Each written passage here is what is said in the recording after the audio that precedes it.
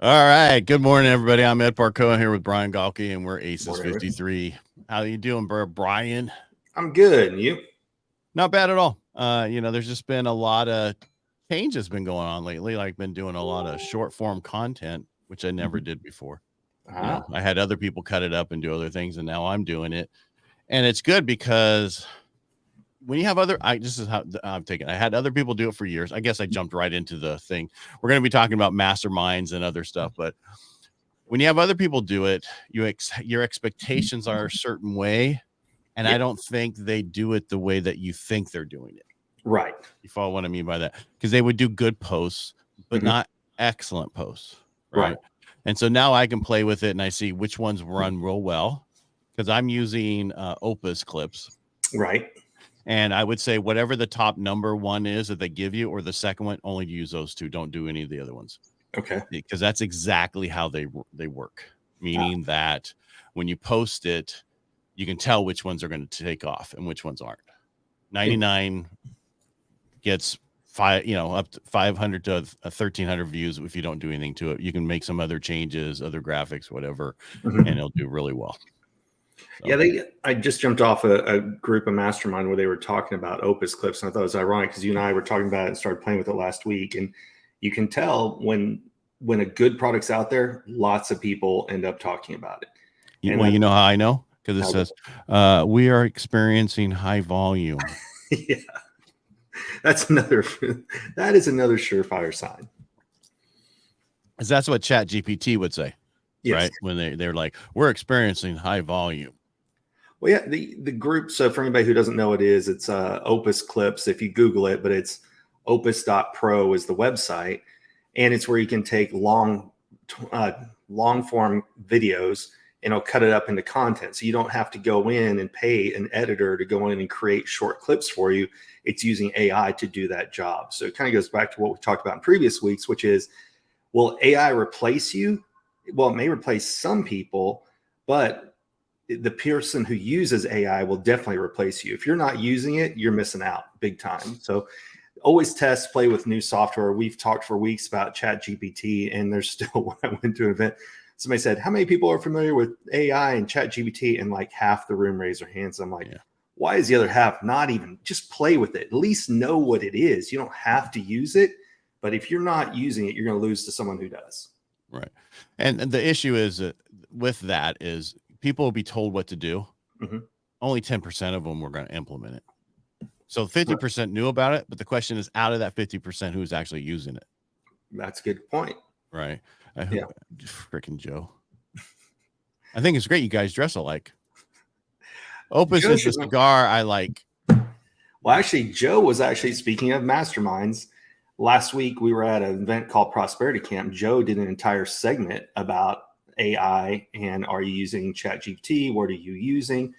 And how much it's changed just the industry that he's in working mainly with automotive sales. But Joe does so much more than that. But that's one of his main bread and butter clients, and how it's using them for helping them write scripts. Yes, the things that we talked about before that some people hate, but are good use. And then gathering network intelligence, what's going on within your industry. It's a fabulous tool.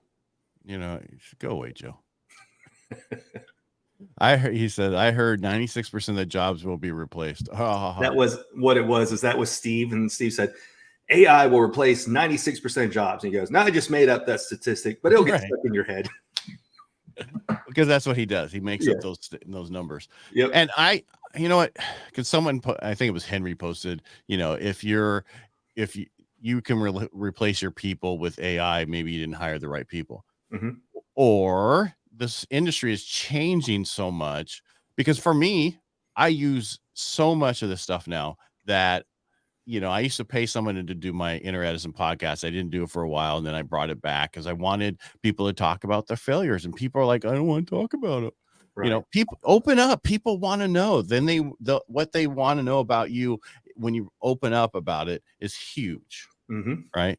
And that's what they didn't want to do. And so I finally, in the past 6 months, been recording new ones, and they're opening up and explaining what their failures are. And anybody who comes on now, I tell, you have to talk about this or we're not doing it. Right. Because it's important to it. Well, what I'm getting at is it's so easy now to do everything. I can have everything done that normally I would pay someone to do 4 episodes a month. You know, now the average price is between $1,500 to $2,200 to have somebody do it that many episodes. I can have an episode done in 10 minutes. Yeah. Well, everything. I'm talking everything. Posts, cut up content, whatever. Yes, I shouldn't be doing it, but the issue is I'm going to get it to how I want it, so that I can tell the next person, this is exactly how I want it, and this is how you should do it for their going forward. Right. I allowed other people to just have it and take care of it and do it, and it did okay, but it's doing much better now. Well, let's talk about, like, we can take this in a completely different avenue. Look at people. You should understand how to trade stock and how stock works, but you don't have to trade the stock yourself. But you at least need to have the basic information. When you get into marketing, there are so many people get ripped off by marketing companies who say, hey, we're going to charge you X amount to do all these things. Well, you should do it yourself first, and then it's fine to farm it out, because this is what it would take me. Now, this is what I'm willing to pay. We talked the other week about, do you mow your yard, or is it more advantageous to pay someone to do it? Well, somebody came to your house and you never mowed your yard, and they said, hey, it's $2,000. Somebody might say yes. Instead, if you've done the work, then you can do the math calculation, go, I could do it myself in 45 minutes. I'm going to pay someone $100 to do it. But it's only once you've gone in and played with it. And that's why even the Chat GPT, you don't have to use it. But if you're going to ever hire a service out, have enough to know if you're not getting ripped off. I was just noticing that I messed up when we started this. I hit a couple of my other real estate jerky in other places. I was wondering, we were sitting there for a minute, like, okay. So I'm like, why is it going? Anyway, what are you going to do? It's Tuesday. You chased away Joe. Yeah, it's Tuesday. What are you going to do? But back to, but I learned, and I got this information from mastermind groups, networking kind of stuff, how to get this. You got the information that you gave me from a mastermind group. You were in mastermind last week. I've actually stopped going to a lot of them this year because I needed to implement a lot of the stuff that I learned that I wasn't able to implement because of my industry changing and how it is. But it's allowed me to do so much more right now, so that when things change, it'll be easy. I can move forward. But you know what I'm getting at? It's making it so much easier to do so much more. It is. Yeah. Well, and you kind of like the premise of what we were talking about.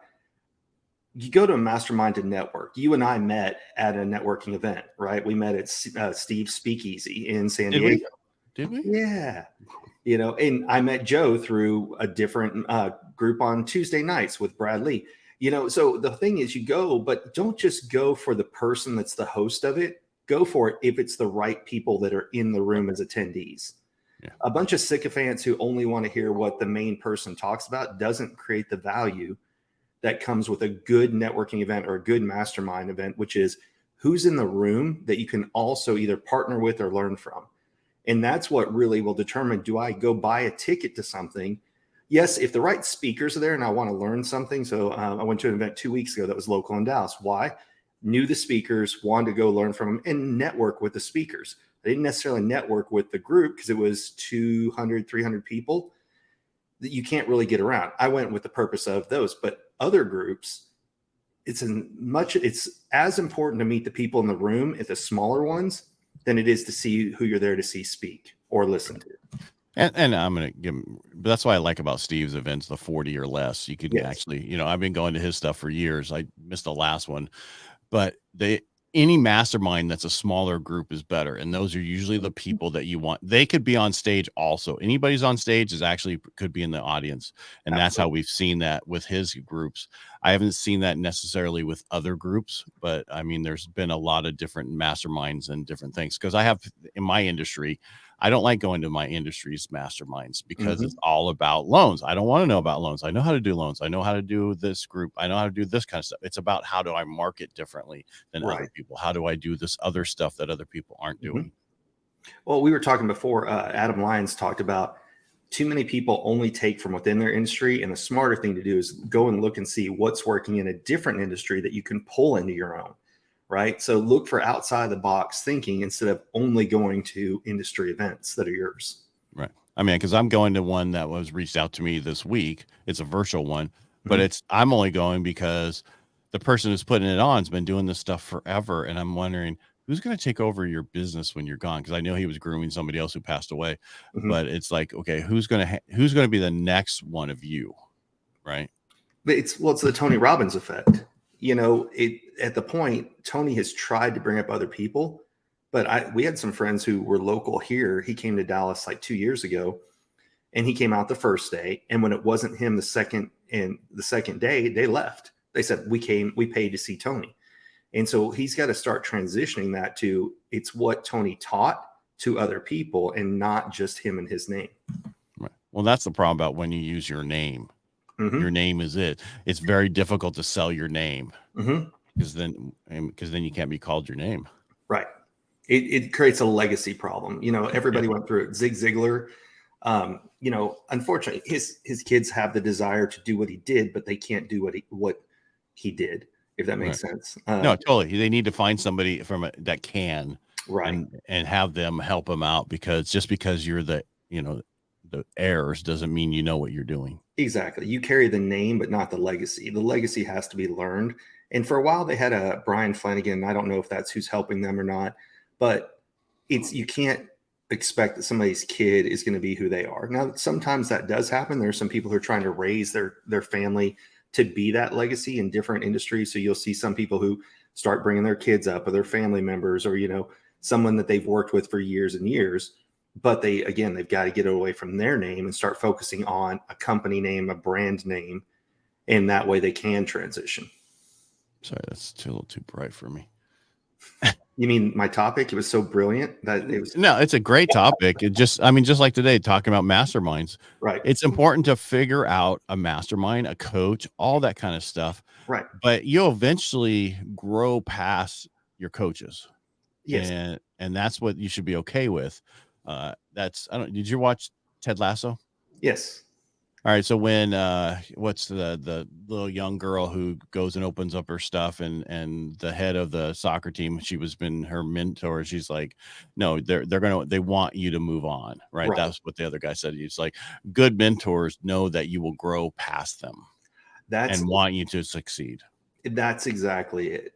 A person knows you can't stick with them for life. You can remain friends afterwards, but there comes to be a point where every single person who's ever had a single coach for anything, it doesn't matter if you're talking athletic, a math tutor, you name it, it's where you grow and you need to learn from someone else. And you're right, there's some people in the industry that if you go and you talk about anybody else, oh, for shame and how dare you, instead of going, hey, I appreciate the time that we had together, go and learn from something else. And you can see that and this is an important one, when you're joining a mastermind, do they bring in other speakers, or are they the only ones who talk? Because there are a few masterminds that are out there that the people running them make it all about them, versus there's other ones who it's, look at who I'm going to bring that you can grow along with me. And let's be honest, a lot of people who put on these masterminds, when they first get started, they bring in people they want to learn from and or partner with. Then you get to benefit from that. Back to what you were saying with the smaller events, what I'm really starting to see is the stadiums aren't being filled like they were. Pre-COVID, stadium would be filled. After COVID, last year, people would sign up for a lot of these big events. Now I'm not seeing, if I go to an event, the attendance is much, much lower. But the ones that are smaller with a limited amount of people, the Speakeasy, Greg's Prosperity Camp, these smaller ones where people know that they can network are filling up and get sold out. The largest one I've seen that sold out recently was Secret Knock, and that's because they went from twice a year to once a year. But did they finally go down to once a year? Yeah, they went down to once a year. So they did that. So they Secret Knock and Prosperity. He has two things, right? Yeah, Secret Knock is at a venue, somewhere usually near San Diego. Prosperity Camp for the last however many years has been actually at his house. And he said this will be the last one at his house. And I can see why. There were chairs. Downstairs was packed. His upstairs was packed. People were sitting on the stairs. He takes out his living room or his dining room, puts all chairs in. All those were full and people were still sitting outside. So he's just outgrown the capacity, which is an amazing thing to have. But it was also cool that he had it at his house. So you got to see what his life was like. Right. Good or bad? Good. Exactly. No, I'm just saying it's just whatever that is, because not everybody has a perfect life, even though people think. but I'm still shocked how with where we were talking about originally with the Opus clips, how fast and pretty much it's right on. Yes. And it took, so while we've been talking, I dropped a clip in and it's already up, ready to go. Done. And it was a half hour of video. So. That's one of the things that Brian Bogert was just in that other mastermind. He said, this is already paid for the price of this month's membership by learning skills. And that's when the important thing when you're looking at a group or mastermind is, are they helping you improve your business, or are they just cheering you up on a regular basis? You know, if they're not really helping you in your business, are you paying for camaraderie? Or are you paying to grow yourself and or your business? Right. So what are you paying for? I'm paying to grow. Either if I don't walk away from an event with at least some advice that I can put into some form or fashion, I'm not going back to the event. Right. As my thing was, yeah. My thing was always, I got to get one thing out of this to pay for the event. Yeah. Yes. Same with books, right? Like if I pick up a book, as long as I got one nugget out of it, the price of admission is paid for. Right. But you know, a lot of the events you lose days of travel. You've got hotel, you've got eating costs. I mean, it's a lot to go to an event. COVID.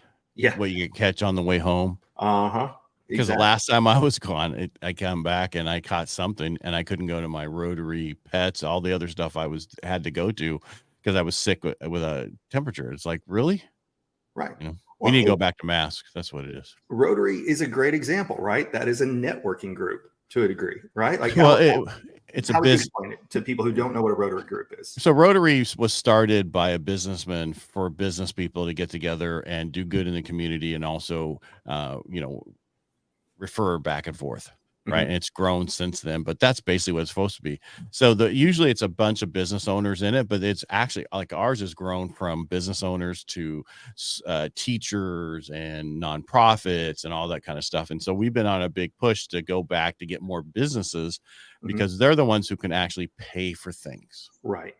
If I work for a nonprofit, I only make so much. I might not have extra money to pay for other things like that stuff that we have to pay for and take care of. So so Rotary's one, but I'm in a lot of different groups. But I joined Rotary to give back, and that was in 2006. I'm the president of this year, and I was telling my brother-in-law before we got on this, I was like, I went to Marcia to say, hey, they want me to do this, and for her to say no, and she's like, yeah, go ahead and do it. And he's like, you're like your sister, you bitch about volunteering, and then you have to do it. No, I'm not bitching about that part of it. It was just I was looking for a way out. I didn't get it, so I used all this stuff. I use ChatGPT to write my emails, to create my certain things for each one of my meetings. I had it help me with my PowerPoint. It was like, what, PowerPoint? Yeah, you can do the text of it. And so what I do is after my Rotary meeting on Thursday, I create my new PowerPoint and my email that goes out on Monday within 30 minutes after the Rotary. And so I don't have to touch it again till the next week, a few days before. If some additional stuff comes up, I can add it on a PowerPoint. But what's amazing is I have all my PowerPoints and the stuff that I don't need slides in there. It's all hidden, right? So it's there because a lot of people will create additional ones. I'm like, no, just hide each one of those. So that way, that's what it's funny. People are like, can you send your PowerPoint ahead of time? I'm like, I can put it in Dropbox and you can download it, but there's no way. I have so many pictures and things in my PowerPoints. It's insane. But what you brought up is a good point, and that is it's about what businesses come in. It's not always just the members, but it's who are the members, who do they bring in, what do they expose you to. I joined one locally here in Dallas called Success North Dallas, and every third Wednesday at 7 a.m, they bring in a speaker from whoever. They had Greg Reed down here 2 months ago. Oh, really? C-Rock is coming in, if you know who that is. Yeah. From Clubhouse. That's where I met him, and I've seen him in person at a ton of events after that. He's coming in next week as well. So they bring in people, but then local businesses are who support it. And so what do they want? Those businesses want more people. So I got introduced to a private networking bar that we meet at with a different group. I was introduced to another group that's called the C-Suite Executives. And you had to have been a VP or hired a company. So you could be a founder of your company, but you'd have to have some success. But you'd have to have a VP or higher title if they go look you up on LinkedIn. And they vet the members who are there. So that's a great one to join. There's BNIs, there's Rotary clubs. Right. So find something that helps you grow. And sometimes before you finish that, be careful of BNI. I mean, it's a great thing, but I feel that a lot of those networking ones, you can do so much more by doing other ones. And Agreed. I mean, you got to be careful with which ones you go to and what you put your time in. Cause we have in our industry, we have rotary, real estate ones, like realtor meetings that they have, marketing meetings, they call you, and had all the affiliates come. I stopped going to those over 5 years ago because I got no business from it, because half of the people who showed up there, 90% of the people were affiliates. The other 10% of the agents didn't work as much. You would really like, there's a guy named John Story. So JON and STOREY. And he gives that same advice. He's like, why are you going out liking other realtors' posts? Why? So he sits there and says, why are you going to events where it's only your competition there and you're not learning anything from it? Right. But going back to what we're talking about, networking can be, what are your hobbies? It doesn't always have to be, yes, this podcast is about sales and growth and business, but you can also network with things you like. Go join, if you like guns, go join a gun shooting club. If you like golf, join a country club. Networking has so many different avenues and possibilities. When country club write-offs, or you used to be able to write off your country club on taxes, so many people joined one to offset their salary. You can't write it off anymore? Nope. Why not? They changed the tax rules like 3 or 4 years ago that it's not. You mean it personally or as a business? I think it's both, but it may have been personally, because I know a lot of W-2 salesman people who would join a country club. Right. Which is another good reason to own your own business, right? You get far more write-offs. Yeah, very much so. Yeah. But yeah, so that's the same thing. I think you can't write off, if you're a W-2, you can't write off your, that's a good, hey, we should have her on to talk about that one time. Like, what are good deductions for your business? That's a great idea. Right. Well, that's like with Rotary, that one of the Rotaries, they call instead of calling it a breakfast or lunch, they call it a meeting cost, that kind of, so it's the cost for the meeting. It's not food. Right. So it's just how you term it is, I think, the big thing. Oh yeah. It's funny. I have some friends that are pharmaceutical reps, make great money, get free cars, free gas, and they end up just being order takers to, what do you want for lunch today? Or what am I bringing you for breakfast today? Why? Because the corporations can write all those off. Right. Well, food is harder to write off. It's only 50%. So. Right. Well, but I think it's more than that. If you're delivering it to a business that you're doing a presentation at, then you can write off the whole thing. If it's your food, you can only write off 50%. Right. So basically, it's just it's a marketing cost. So they're gonna put it under marketing. That's what the thing is. Because I remember years ago, we'd have to. What was that? It was marketing. What was that? Yeah. Marketing. Everything was marketing. Yeah. Well, I had one year. The guy's like, "You spent $45,000 in marketing." I go, "Yeah, because I have the radio show. I have this. As long as you can justify what it is, then it's not a problem. It's when you try to hide things." Yeah. Oh, I went through an audit from. It took 2.5 years to go through an IRS audit on a business in 2015, because it's hard for them to realize, well, why would a business spend money if you're not making money? It's like, yeah, but it's kind of that chicken and the egg scenario, right? You have to do the difference is you're a sole proprietor. That's why they came after you. No, I did an LLC. Was after the fact? No, I was always an LLC. I always formed those first. But yeah, it's just one of those things of make sure, and we should have Pam Pryor on here to talk about what are the best ways to start a business, what are the write-offs to look at. And then I've got somebody else I'll introduce you to named Melanie that we can have on also. But I'm kind of going back to this week's subject with masterminds. Look, they don't have to cost you anything. A mastermind can be, if you've ever read the book Think and Grow Rich, it can just be a combination of like-minded friends that you bounce ideas off of. Right. All the way to, we know people who were in $25,000 to $50,000 a year masterminds, and they obviously felt like it was worth it because they signed up year after year after year. Or it's a FOMO. That's true. But what was it? I think before War Room disbanded, it was $25,000 a year, right? 30 grand. Yeah, 30. So, I mean, there you go. Obviously they were providing enough connections and or information that people return to do that year after year again. Well, that's like Driven. Mm-hmm.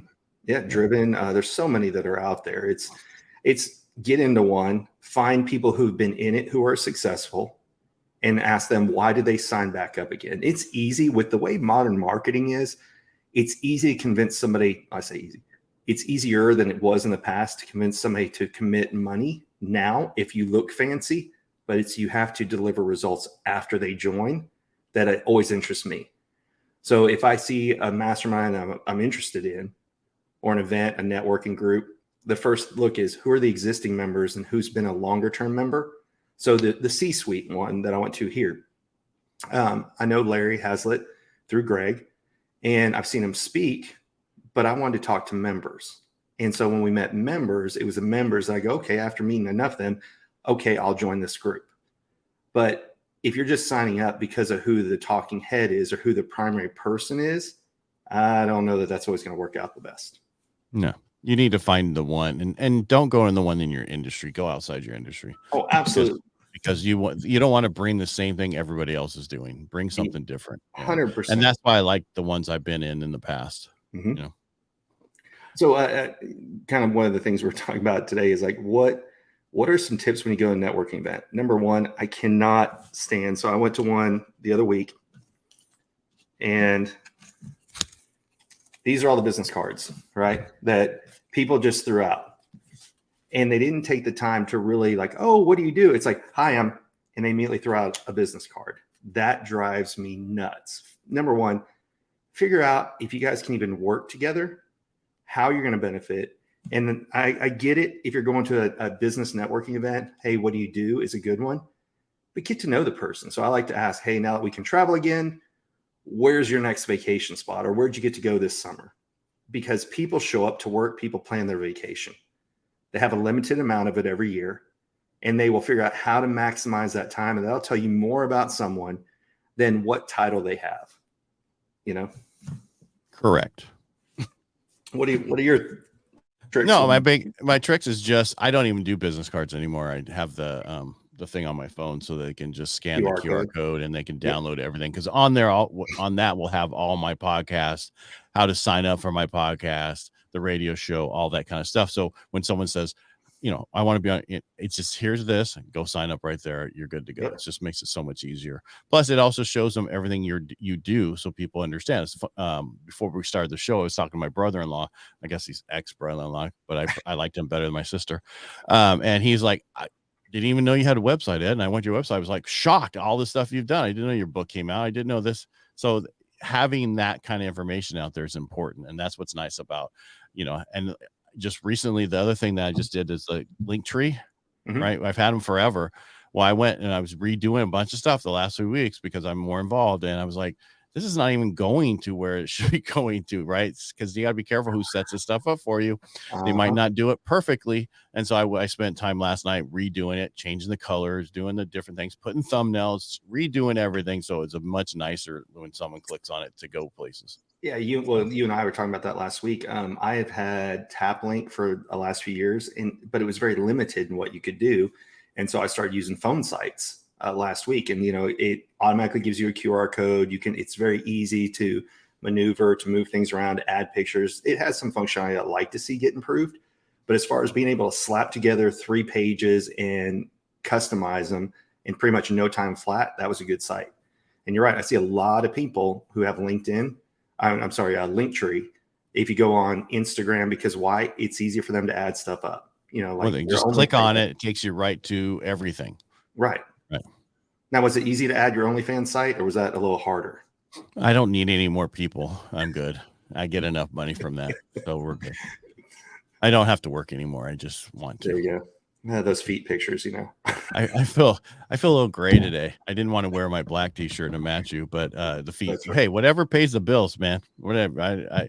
There's no judgment on this side of the camera. I don't know about that side of the camera because it sounds to me like you have a judgment over there. I judge. Do you know how I know you're back from a mastermind and other stuff? Because your beard is so trimmed perfectly. Oh no, I do that. As soon as I get home, that's what I do. But yeah, everybody's wearing black shirts at Greg's event last week. So yeah. That was a gray one, isn't it, on you, or is that black? No, it's just mine's faded. Thanks for pointing that out, you bastard. Go to get fresh tees. So you get a whole new set constantly. Just ordered one. I ordered a test one. That will be here today or tomorrow. That's all I use. They're the best. That's what everybody said. Everybody said they love them. So I went ahead and I told somebody else we know about him. He's like, that's too expensive. I do cheaper so we can throw them away. They're not that expensive. No, I think I ordered, like, you can order one for $22, and then, you know, if you order them in bulk, they go cheaper. And also you can get on a regular basis where they ship them to you in a subscription so that you can replace them and throw the other ones away. I just threw away probably 12 of them and then replaced them with 7 because it's like, okay, I don't need that many of them. I'm so bad. When I find something I like, I buy multiple versions of that. So like I have, if you ever see the Rogue Fitness shirt, I have 2 from like a year and a half ago that are faded, and I have 2 that I just bought again. But like, it's so hard because in just the black V-necks, well, it used to be that I did polo, and then they went to almost like workout type gear, right? And so they're very see-through shirts. I'm like, okay, so I switched to Calvin Klein, and they were good for 2 or 3 years. Now they've gone to the same stretchy crap. I'm like, so yes, I'm excited for the tees.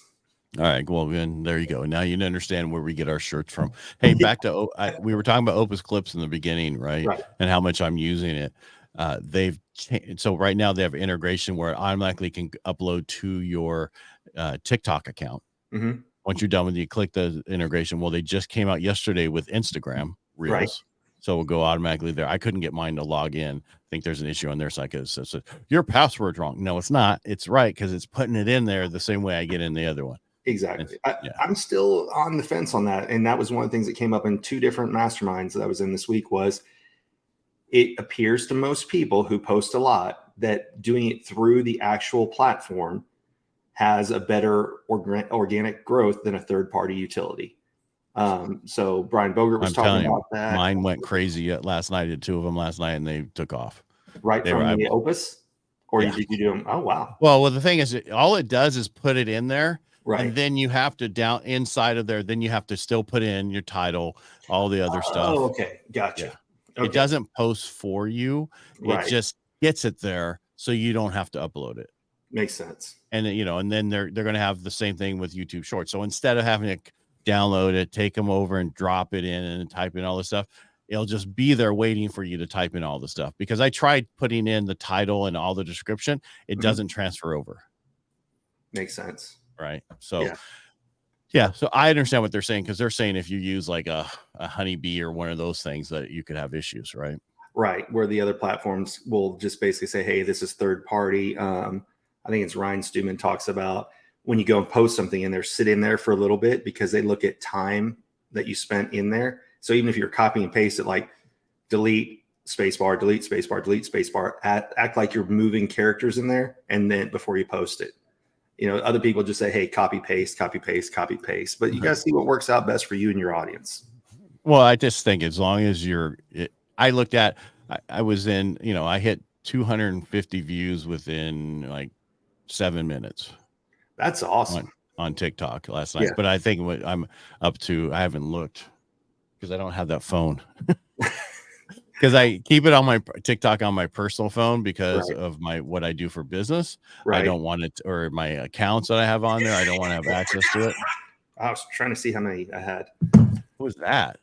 It's whatever TikTok popped up first. I think I'm only like 4,000 people on TikTok. I need to get back to, I'm way behind on doing videos. All right. Do regular posts to TikTok. So I need to get on that. So the 2 I posted last night, one is 876. The other was 1,050. Nice. So the one I posted with Brandon last week about don't start small, go big like Hart and Grant Cardone, that's almost 5,000. It's 4,880. So not let me turn this down. Oh, there you go. I don't know, because you don't know how to do stuff. So, and again, I think it has to do with how the video looks too, because I think with these Opus stuff, how the beginning video is, whether you can split the screen and have both of you. Right. And I find sometimes that's okay because you're going back and forth. And sometimes if you don't have that, it'll have just you, and then they heard the other person talking and it doesn't go to them. And then all of a sudden it switches to them a little bit later. You know what I mean? It's just, for me, I like the split screen. It's so fast. And both of these were only like 20-second clips. Nice. So you have 9,500 followers and 24,000 likes.